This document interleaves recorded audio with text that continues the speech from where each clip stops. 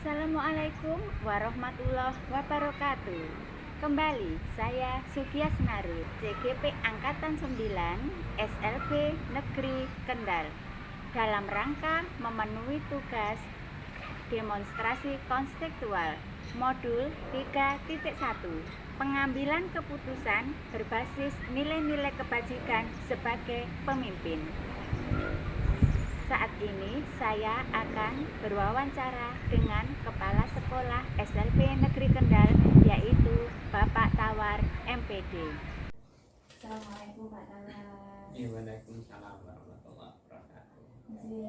Mohon maaf Pak, ngapunten telah mengganggu waktu Bapak untuk memenuhi tugas CGP Modul 31 tentang dilema etika untuk berwawancara dengan Bapak selaku Kepala Sekolah. Mengatakan Bapak, selama ini bagaimana Bapak dapat mengidentifikasi kasus-kasus yang merupakan dilema etika ataupun tujuan moral? Yang dimaksud dengan dilema etika itu kan permasalahan-permasalahan yang memang dalam situasi abu-abu, sehingga harus memerlukan penyelesaian yang bisa dalam bahasa tanda kutip kan win-win solution. Sehingga bagi saya pada dasarnya semua kasus, semua masalah itu pasti masuk dalam dilema etika. Sehingga ya semua masalah yang masuk pasti terkait langsung dengan dilema etika. Selama ini bagaimana Bapak menjalankan pengambilan keputusan di sekolah Bapak, terutama untuk kasus-kasus di mana ada dua kepentingan yang sama-sama benar atau sama-sama mengandung nilai kebajikan? Selama yang saya lakukan, saya tentu akan selalu berdiskusi, minta pendapat dengan teman-teman yang mungkin di sekolah itu lebih senior, lebih lama, sehingga lebih paham secara permasalahan global yang ada di sekolah ini. Jadi ya itu tadi, tetap diskusi dengan teman-teman. Jadi tetap melakukan diskusi dengan teman-teman. Yeah. Terus langkah-langkah atau prosedur seperti apa yang Bapak lakukan selama ini? Kalau prosedurnya yang jelas kan setiap ada permasalahan masuk, kalau memang bisa saya pecahkan sendiri, tentu harus segera saya pecahkan permasalahan itu. Kalau sekiranya itu masih ada waktu untuk penyelesaian, tentu akan saya diskusikan tadi dengan teman-teman yang lebih senior. Itu salah satu contoh kasus kan saat relokasi kemarin, Mbak Sarah, itu kan tentu relokasi kan kasusnya membutuhkan waktu yang lama. Tentu saya minta pendapat dari teman-teman yang senior maupun yang mengalami peristiwa atau masalah yang sama. Itu aja, jadi ya fleksibel lah. Hal-hal apa saja yang selama ini Bapak anggap efektif dalam menyelesaikan kasus-kasus dilema etika, dengan komunikasi atau dengan yang lain? Kalau ya selama ini yang paling efektif bagi saya ya komunikasi tadi itu. Jadi untuk menyelesaikan permasalahan-permasalahan terlebih terkait dengan dilema etika itu ya tadi harus ada komunikasi.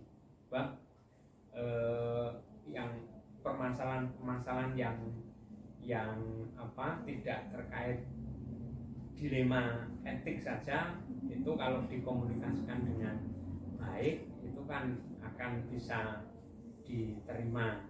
Nah, terlebih ini permasalahan-permasalahan yang ada kaitannya dengan dilema etika, sehingga kan harus betul-betul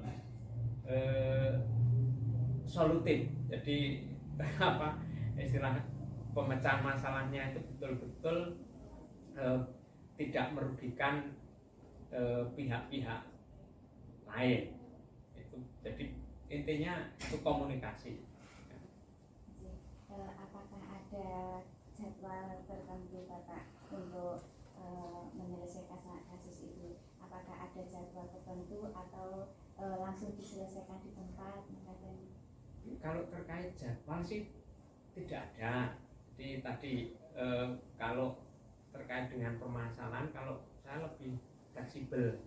Jadi kalau masalah itu segera mendapatkan penanganan, maka ya saat itu juga harus diambil keputusan. Tetapi kalau masalah itu masih punya rentang waktu penyelesaian, mungkin masih perlu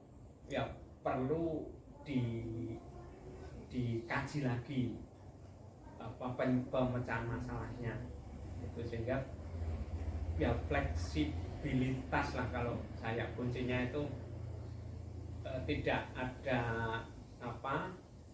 hal-hal yang khusus, tapi kalau segera diselesaikan segera, kalau memang masih ada waktu kita kaji sama-sama. Yeah. Lajeng adakah seseorang atau faktor-faktor yang mempermudah Bapak dalam pengambilan keputusan?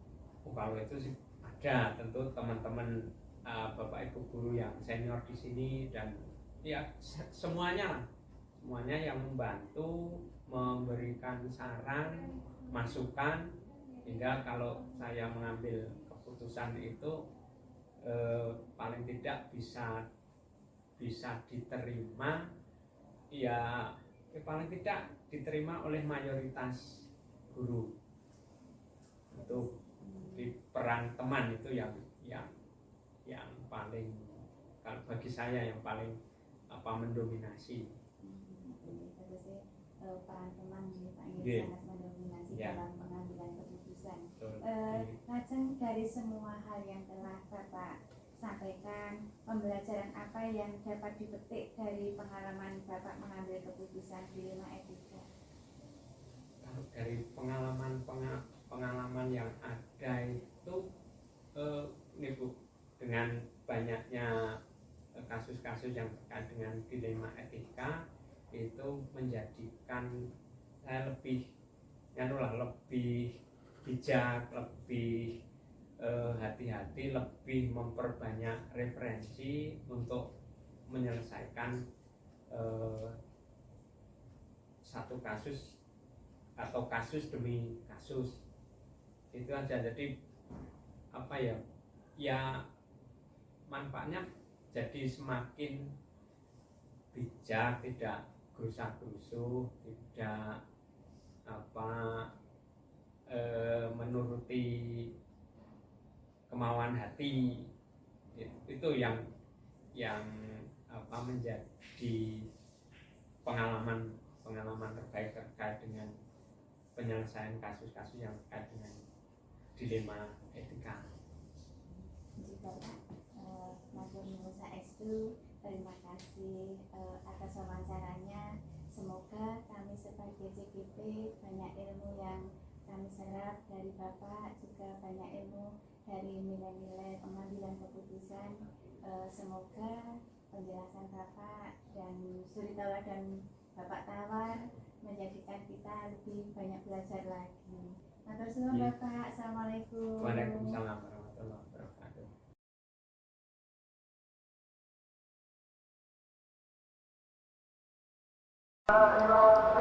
Assalamualaikum warahmatullahi wabarakatuh. Kesempatan yang kedua ini saya akan berwawancara dengan pimpinan Sekolah Luar Biasa Kabupaten Kendal, yaitu Ibu Susi Sunarti, SPD MPD. Assalamualaikum warahmatullahi wabarakatuh. Selamat sore Ibu. Selamat sore, ya. Gimana kabar Bu? Alhamdulillah luar biasa. Luar biasa. Dari hari ini cukup cerah dan Masya Allah selalu sehat.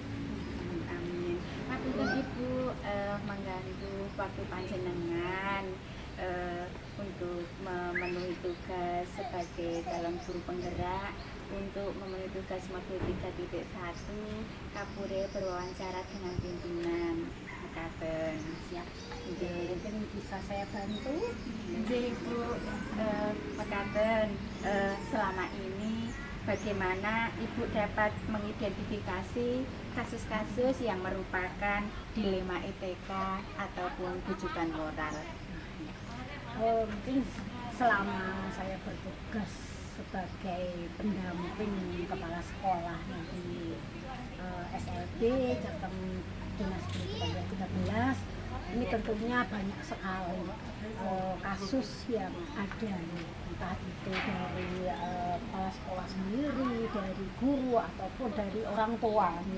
Tentunya banyak kasus yang permasalahan tersebut yang harus kita bicarakan bersama-sama, kita musyawarahkan bersama dengan kepala sekolah, dengan orang tua, kemudian dengan guru. Nah itu mungkin kalau kita melihat yang di lapangan itu kita menghadapi kasus yang benar melawan benar, tentunya kita akan melihat mengidentifikasi dengan kita. Sedangkan kasus yang kita melihat di situ benar melawan salah, ada benar kita dihadapkan dengan suatu permasalahan yang melawan suatu kesalahan, gitu tentunya kita akan menyelesaikannya, mengidentifikasinya dengan bujukan moral. Tentunya seperti itu yang kita alami di lapangan, Bu.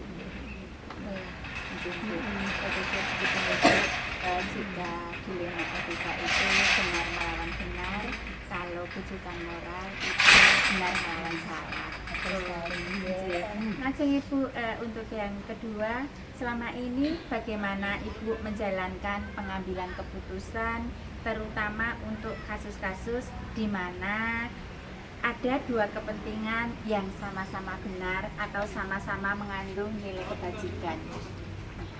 Terima kasih Ibu. Sebagai pendamping ya di sekolah itu dalam mengambil keputusan, hendaknya kita tetap melibatkan memperhatikan, melibatkan semua yang ada di dalam sekolah tersebut. Kita harus merefleksikan nilai-nilai yang kita junjung tinggi di situ. Kemudian juga kita harus berkonsentrasi juga melihat pemangku kepentingan, memberikan suatu motivasi apabila terjadi suatu dilema, terjadi suatu kasus nih. Jadi kita harus saling bersinergi, jangan sampai ada salah satu yang dirugikan. Jadi tetap kita harus berkolaborasi dengan pemangku kepentingan yang ada di suatu sekolah tersebut agar apa yang kita putuskan itu tidak menjadi kerugian salah satu pihak. Ibu, selanjutnya langkah-langkah apa yang Ibu lakukan selama ini? Baik, mungkin kalau kita mengambil suatu langkah, tentunya kita harapan kita itu langkah yang kita ambil tadi seperti tidak merugikan salah satu pihak. Jadi kita harus benar-benar mengumpulkan informasi dengan jelas, kemudian siapa saja yang terlibat, kemudian di mana waktunya, kapan, kemudian dari berbagai informasi yang kita dapatkan tersebut kita refleksikan, kemudian kita ambil suatu kebijakan dengan tidak serta-merta kita memutuskan, tetapi harus kita lihat dulu di mana kejadiannya, siapa saja yang terlibat, kemudian apa yang harus kita ambil itu tetap harus kita komunikasikan dengan berbagai pihak. Dalam langkah-langkah ini informasi itu sangat penting, Ibu. Betul sekali. Sangat penting kita kali setelah informasi terkumpul baru kita refleksikan Betul, ngaten Ibu Ibu. nggih. Untuk selanjutnya Ibu, untuk pertanyaan yang keempat, hal-hal apa saja yang Ibu anggap efektif dalam pengambilan keputusan pada kasus-kasus dilema etika? Terima kasih. Ya, tentunya kalau kita menghadapi kasus dilema etika itu memang sangat harus hati-hati ya, namanya saja dilema etika. Tentunya kita bagaimana kita menyikapinya. Jadi kita harus mengambil keputusan itu diawali dengan identifikasi keputusan yang perlu kita ambil bagaimana, kemudian mengumpulkan informasi seperti tadi, apa saja informasi yang diperlukan dalam pengambilan keputusan tersebut, kemudian dari informasi tersebut kita cari solusi terbaik untuk bagaimana kita solusinya agar tidak merugikan salah satu pihak. Kemudian dari pertimbangan bukti-bukti yang kita kumpulkan, barulah kita bisa mengambil suatu keputusan untuk menentukan kasus tersebut bisa teruskan seperti apa. Terus dalam langkah-langkah ini diharapkan tidak merugikan semua pihak nih Bu Iya. nggih.